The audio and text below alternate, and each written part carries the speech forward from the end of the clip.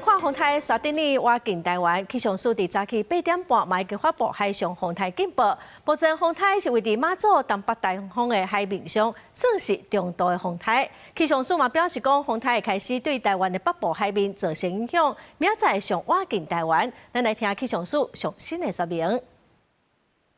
我們從今天下午2點的衛星資料上可以看到，沙德爾颱風目前已經來到了馬祖的東北東方，大概490公里的海面上。目前呢，它還是一個中度的颱風。我們預計這個颱風在接下來還是會以比較偏向西南西轉偏西的方向前進，隨後在明天的中午前後，由中國浙江省的沿海登陸。那進入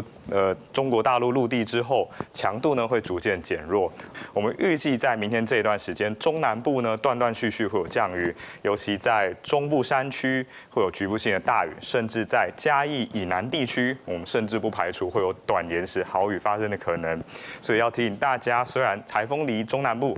相當的比較遙遠，但是其實在西南風影響底下，雨勢的部分還是要提醒大家特別注意。